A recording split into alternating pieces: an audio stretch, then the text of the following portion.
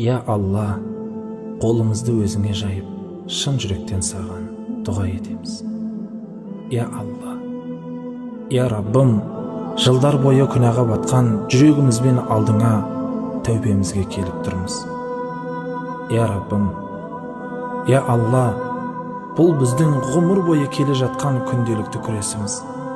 Бұл жалған дүние, бүлік пен азғындыққа толы болса да, күннен күнге жақсы адам болуға тырысамыз, алайда күн сайын жеңіліске ұшыраймыз. Я Раббым, біз сенен ғана сұраймыз, саған ғана жалбарынамыз. Саған бойсынуды біздің жүрегімізге сүйікті ет, әрі саған қарсы келуден сақтағайсың.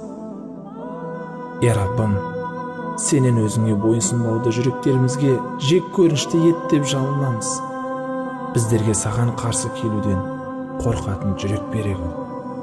Я Алла, я Жаратушы, біздерді саған бойынсынуға жақын ет.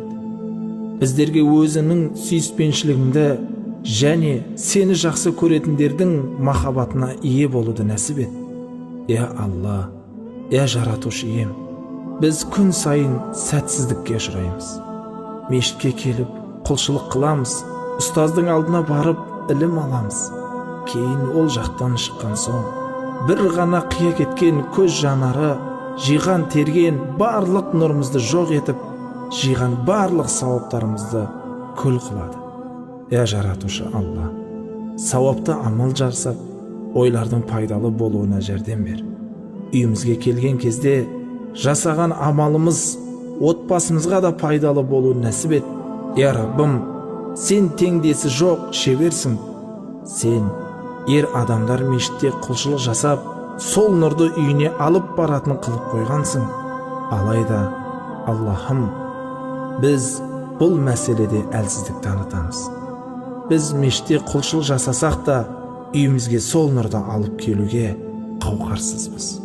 Я Алла, о жаратқан ием, біздің жүрегімізді және көзімізді, әрбір дене мүшемізді тазарта көр. Я Алла, біздің нәпсімізге үміт жоқ. Я Раббым, бізді өз нәпсімізге қалдыра көрме. Я Алла, бізге өзің пана бол. Я Алла, бізді назарыңнан тыс қалдыра көрме. Я Раббым, өзіңнің шын ықыласты құлдарың еместігімізді білеміз. Жүректеріміз тұманмен тұмшаланған. Саған жайып отырған қолдарымыз, сенен сұрап отырған тіліміз өте лас, надандық қапасында қалып қойған. Бірақ біз басқа ешкімнен сұрай алмаймыз.